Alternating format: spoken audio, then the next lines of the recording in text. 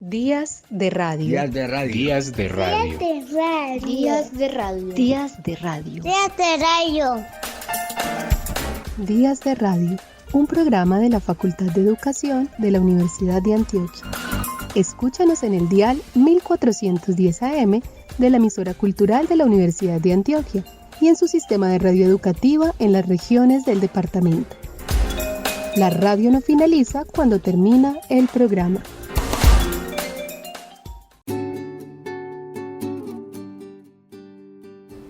El 23 de abril es conocido como el Día de la Lengua Española a nivel mundial. Se celebra que es la segunda lengua con mayor número de hablantes. Mucho se nos ha dicho que en este día conmemoramos a Cervantes y su lengua, que es también la de Rosario Castellanos, García Márquez, Elena Garro, María Luisa Bombal, Borges, Neruda, Cortázar, Fanny Buitrago o Alba Lucía Ángel, Gabriela Mistral, Piedad Boneda, Alfonsina Storni, Candelario Obeso y otras tantas personas ilustres y corrientes. Dice el poeta mexicano José Emilio Pacheco: no hay más vida que esta lengua, donde me reconozco y confundo, donde elijo el sujeto y elijo el verbo, con que me digo y digo en el mundo. Con Vivir en la Lengua, Pacheco nos invita a reflexionar sobre la importancia y el poder de la lengua española. Y este es el tema de este programa de Días de Radio. La lengua en la que pensamos, sentimos y hacemos. Empezamos con una nota de El Parche Ilustrado, página de Facebook con presencia en otras redes sociales sobre las figuras literarias en el habla popular. Magistral juego de ingenio que nos invita a conocer nuestra lengua. Que las figuras literarias no son sino poetas y hippies deconstruidos.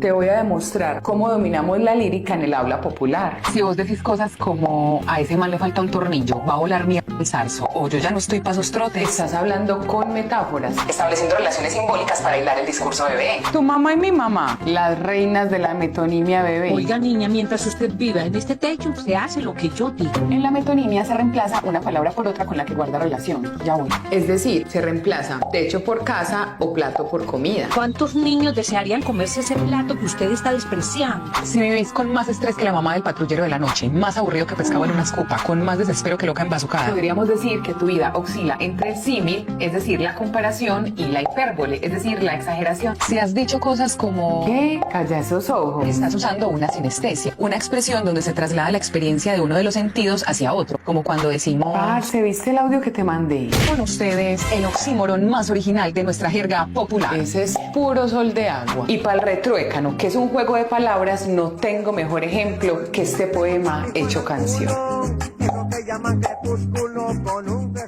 ¿Qué más onomatopeya? Palabra que imita un Que sonido. nuestro descriptivo. Tin, que tan, que tiki, si sabe bebé. Eso es todo. Sí, pilla, parece que gente más poeta. Rufino José Cuervo es un reconocido filólogo colombiano, considerado la figura más destacada de la gramática en el país. Su obra Apuntaciones sobre el habla bogotana presenta los usos del habla bogotana desde varios aspectos como la pronunciación, la morfología, la sintaxis, el léxico y la semántica. Ejemplificó todos sus apuntes para llevarlos a la práctica fácilmente.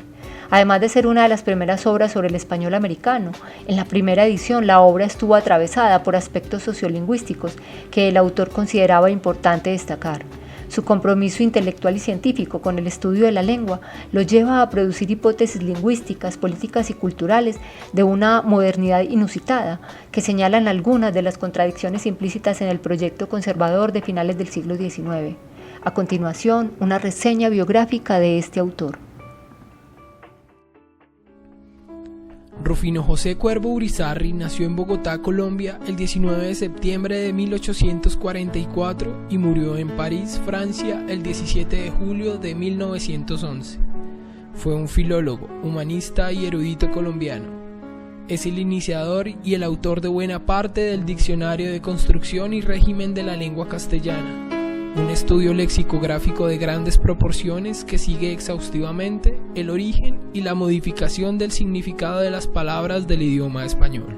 Rufino José nació en un momento de calma política y en un hogar cuyo padre era un verdadero orientador de la opinión pública, como periodista y servidor de la comunidad. Rufino José Cuervo tuvo una infancia feliz. No había cumplido los 3 años cuando su padre fue elegido en el Congreso como vicepresidente de la República para el período de 1847 a 1851.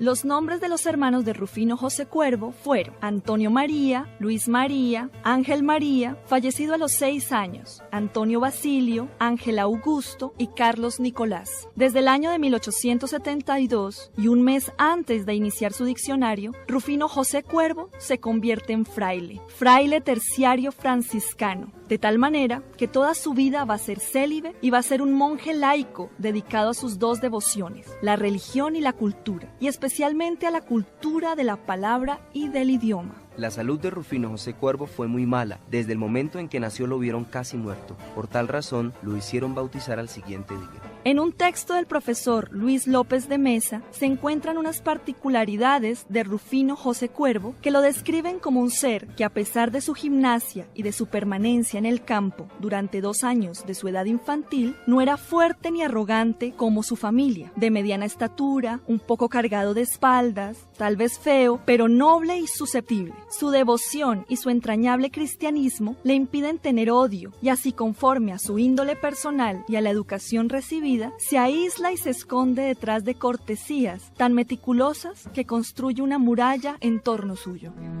En 1860, Cuervo estudió con don Santiago Pérez, quien introdujo las enseñanzas gramaticales de Andrés Bello en Colombia. La gramática latina de Caro y Cuervo sienta las bases de la lingüística moderna, empleando un método que se adelanta a los mejores de hoy en día. Según Fernando Antonio Martínez, este trabajo fue considerado por la Real Academia Española como una obra magistral y la mejor de su género escrita en castellano. Para comprender la dimensión de la obra de Cuervo, uno de cuyos trabajos contiene un estudio acerca del origen, la evolución, el significado y las reglas ortográficas de las palabras en castellano, se trata del Diccionario de Construcción y Régimen de la Lengua Castellana, nos acercamos a un archivo de señal memoria en el que el experto Horacio Bejarano nos presenta una aproximación a este diccionario. Esta obra, lo mismo que las apuntaciones críticas, a pesar de su sencillez, a pesar de su lenguaje casi coloquial que usa el señor Cuervo, siguen siendo o teniendo una vigencia enorme, y consagraron a Cuervo como el mayor filólogo, no de Colombia, sino de la lengua española.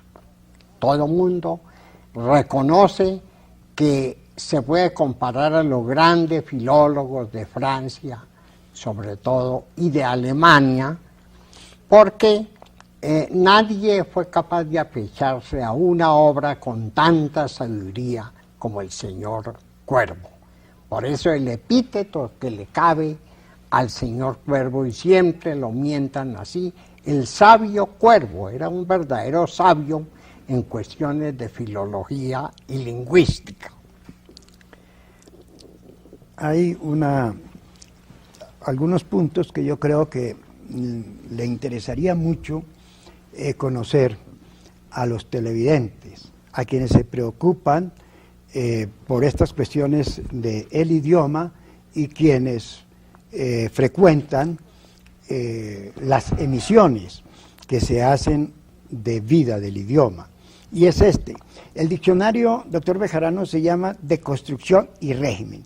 Preguntaría a cualquiera de los televidentes, ¿qué es construcción en pocas palabras? ¿Y qué es régimen?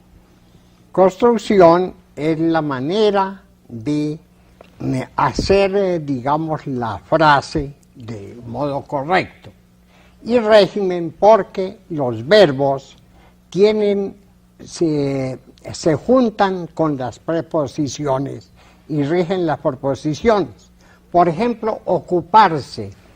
O uno se ocupa en algo o se ocupa de algo.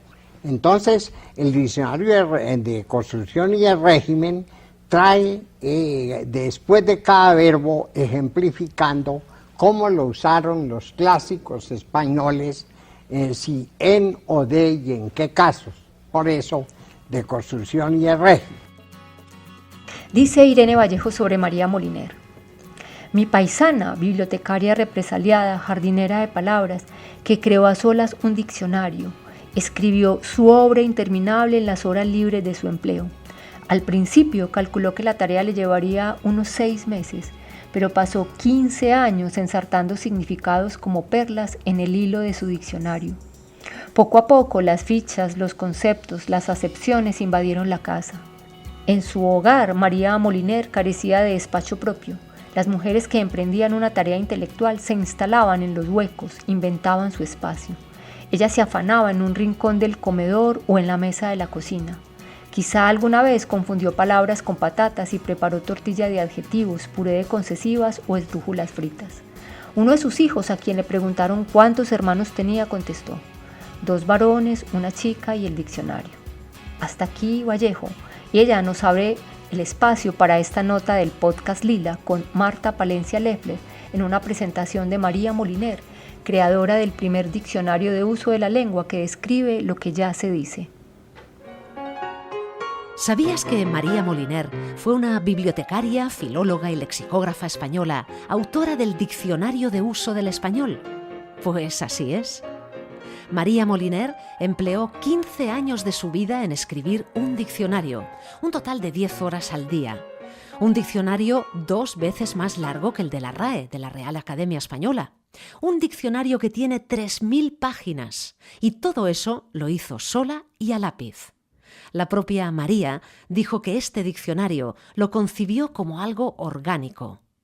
En realidad, este diccionario de uso del español pasó a llamarse coloquialmente para muchas generaciones de españoles como el María Moliner, y ahí encontramos 190.000 definiciones claras y sin pretensiones que pasaron a la historia hace ya medio siglo. María Moliner representa, sin duda, todo un estilo de ser mujer en el siglo XX, porque pertenece al grupo de las pioneras universitarias que además consiguió ejercer una profesión. Pero nuestra protagonista, además del diccionario, ayudó a abrir un centenar de bibliotecas en la España rural para reivindicar los valores de la cultura, que ella consideraba instrumento de paz y de progreso. Y es que su inclinación por el archivo, por la organización de bibliotecas y por la difusión cultural era enorme. Mientras cursaba sus estudios universitarios en Zaragoza, se formó y trabajó como filóloga y lexicógrafa en el Estudio de Filología de Aragón y colaboró en la realización del Diccionario Aragonés de dicha institución. El método de trabajo que practicó y que adquirió en esa institución fue muy importante en su formación como filóloga y en su posterior trabajo como lexicógrafa. Nos situamos en el año 1952, que es cuando su hijo Fernando le trajo de París el diccionario de Hornby, que se titulaba el Learner's Dictionary of Current English, y eso la atrapó. De ahí que, al poco tiempo, María Moliner iniciase la que sería su obra magna, el Diccionario de Uso del Español, con el objetivo de crear un instrumento para guiar en el uso del español tanto a los que lo tienen como idioma propio como a aquellos que lo aprenden.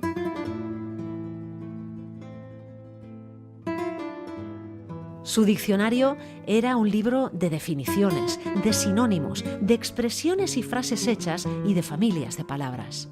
María Moliner afirmaba esto de su diccionario: el diccionario de la academia es el diccionario de la autoridad. En el mío no se ha tenido demasiado en cuenta la autoridad. Si yo me pongo a pensar qué es mi diccionario, me acomete algo de presunción y diría: es un diccionario único en el mundo. La obra de María Moliner mostró que el habla en acción no es la misma que las academias cultivan y protegen, sino que se trata de palabras en acción que cambian de acuerdo con su uso. Con base en esto presentamos a ustedes al poeta Candelario Obeso, primer escritor en presentar el habla popular en su libro Cantos de mi tierra, publicado en 1877. Nos presenta a los bogas y cuya habla popular fue elevada por el poeta a un nivel artístico incomparable. Lenguaje engañosamente natural y pintoresco que encerraba la sabiduría y la cultura de un pueblo, no siempre comprendido o respetado por sus compatriotas. En la siguiente nota de Señal Colombia, el escritor Roberto Burgos Cantor nos presenta la obra de Obeso. Con una particular ortografía y siempre fiel a la forma de hablar de su gente, Candelario Obeso escribió 16 poemas que publicó bajo el nombre de Cantos Populares de mi Tierra.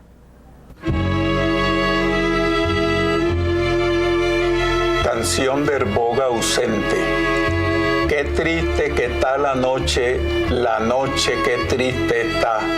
No hay en el cielo una estrella, remá, remá. Cantos Populares de mi Tierra es, por decirlo de alguna manera, el libro de Candelario Obeso. El libro en el sentido de la obra con la cual se le reconoce y la obra que lo identifica.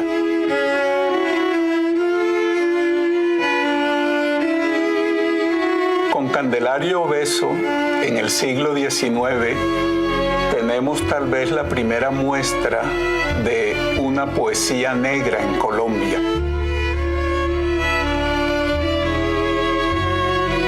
La poesía de Candelario está el sentir, el habla, los oficios y también algo muy interesante que es el ritmo de la posibilidad de una poesía donde se muestra la negritud. La obediencia filial. Cuento a mi mae. Me ha dicho usted que huya re los hombres y yo les he huido. Solo a veces cuando el sol se hunde, converso con Rogelio en el camino. Lo fundamental en Obeso es que hay una recuperación del habla como elemento significativo del lenguaje. Por supuesto es un riesgo. Candelario Obeso hace un esfuerzo por escribir como se habla y de esta manera genera unas sonoridades que le dan un sentido a la lectura del poema. El poema indica cómo quiere ser leído, no se puede ser leído de cualquier forma. Sin duda el poema del boga, porque el boga es un elemento central del río Magdalena, además de un oficio, es una vocación, es un conocimiento, es una pericia. Siendo pobre animales los palomos, a la gente hace gente nos enseñan. Es su conducta la mejor catilla, hay en sus moros efectiva esencia. Dice Andrés Hax para el blog de Eterna Cadencia que la historia de la literatura es en gran parte el trabajo de inventar y desarrollar formas que contengan contenidos y que funcionen como motores de producción. Uno de los últimos capítulos en esta larga progresión histórica es la Escuela de Oulipo, una asociación fundada en París en 1960 por un matemático y un escritor franceses. Oulipo, o el Taller de Literatura Potencial, es un movimiento que cuenta entre sus miembros con autores como Italo Calvino y Georges Perec, y cuyo fundamento es establecer reglas a veces arbitrarias para generar textos. Las reglas no siempre están divulgadas y pueden ser generadas por el autor mismo. Los resultados no tienen que ser necesariamente absurdos o parecidos a un ejercicio surrealista. En la siguiente nota, Enrique Redel, editor de Impedimenta, nos cuenta de qué se trata este movimiento. Oulipo es un grupo de artistas, escritores, poetas, guionistas, el Lubrière de Literatura Potencial, que entre ellos está gente del calado de Italo Calvino, de Raymond Queneau, y ellos se basan en una premisa que es coger la literatura y ponerle coto. Un coto formal, es decir, se le ponen impedimentos a la literatura. Entonces, en base a esos impedimentos, ellos creen que uno se libera, porque esos impedimentos lo que hacen es que te obligan a decir cosas que no dirías si no tuvieras esos impedimentos. Estos juegos a los que está acostumbrado Oulipo, que es la literatura o el arte como juego, como artefacto, como collage, uno de los casos que tiene Perec más famosos es su novela La disparición, el secuestro en castellano, que publicó aquí Anagrama, que en francés no tiene la letra E, que es la más usual en lengua francesa y que en castellano no tiene la letra A, que es también la más usual en esta lengua. Lo más curioso es que hubo críticas que se publicaron en la época de la Disparición, en la que el crítico no se había dado cuenta de que no estaba la letra E. Es decir, ese juego constante es muy propio, ¿no?, de Oulipo. Y también Perec era famoso por un programa de radio que él hacía, que él cogía la Enciclopedia Larousse, cogía un poema famoso de la literatura francesa y cogía la siguiente palabra que venía en la Enciclopedia Larousse, con lo cual salieron unas cosas súper disparatadas pero entretenidísimas, ¿no? Una sección musical en castellano para develar los múltiples sentidos de esta lengua nuestra.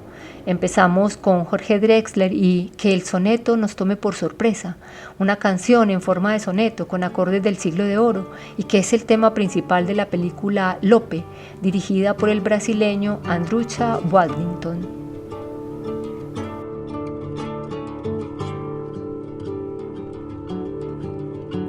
Entrar en este verso como el viento que mueve sin propósito la arena, como quien baila que se mueve apenas por el mero placer del movimiento, sin pretensiones, sin predicamento, como un eco que sin querer resuena, dejar que cada sílaba en la oncena encuentre su lugar y su momento, que el soneto nos tome por sorpresa, como si fuera un hecho consumado, como nos toman los rompecabezas que sin saberlo nacen ensamblados, así el amor, igual que un verso empieza sin entender desde dónde ha llegado.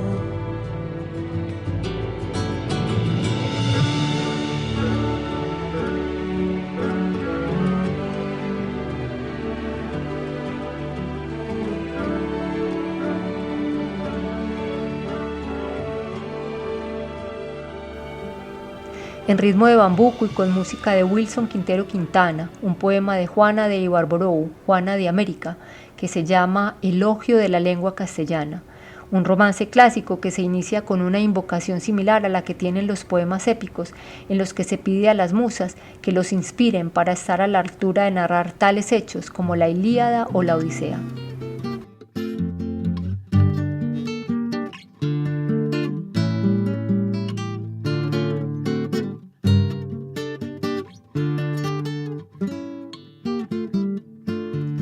Oh lengua de los cantares, oh lengua del romancero, te habló Teresa la mística, te habla el hombre que yo quiero, en ti arrullado a mi hijo, e hice mis cartas de novia, en ti canta el pueblo mío, el amor, la fe y el hastío, el amor, la fe y el hastío, el desengaño que agobia.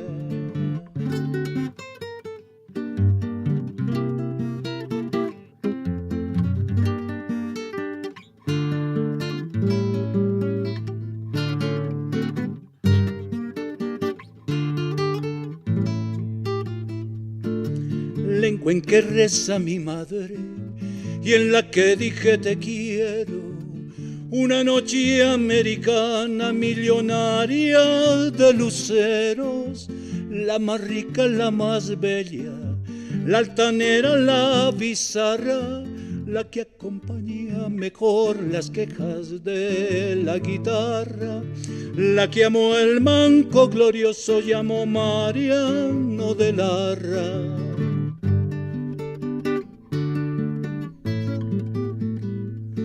Lengua castellana mía, lengua de miel en el canto de viento recién.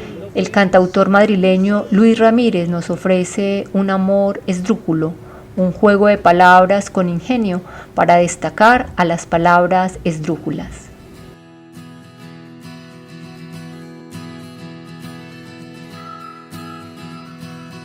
Eres un peligro público, un hecho empírico a la vez que un cuerpo mágico, una fuente de calor en pleno Ártico. Acordarme de ti es sintomático, tu amor es tan orgánico y orar es automático. Sin ti me vuelvo estático como un jersey eléctrico que atrae todo el confeti que se cae en cada fin de año. Y soy un actor trágico y estoy rígido y lánguido, el papel es esperpéntico, me toca hacer de estúpido otra vez. Rompo un espejo sin querer del callejón del gato, tu cama es algo sísmico, tu voz un sol magnético. Yo soy alérgico a tu adiós, tu cuerpo es mi antibiótico. Quizás perder la razón sea lo más lógico. Cuando huelo tu perfume por la calle es catártico y lisérgico, porque sé que te vas y yo con cara de estrújulo no hay más la esperanza. Días de radio. Días de radio. Días de radio. Días de radio. Días de radio. Días de Radio, un programa de la Facultad de Educación de la Universidad de Antioquia. Escúchanos en el dial 1410 AM de la emisora cultural de la Universidad de Antioquia y en su sistema de radio educativa en las regiones del departamento. La radio no finaliza cuando termina el programa.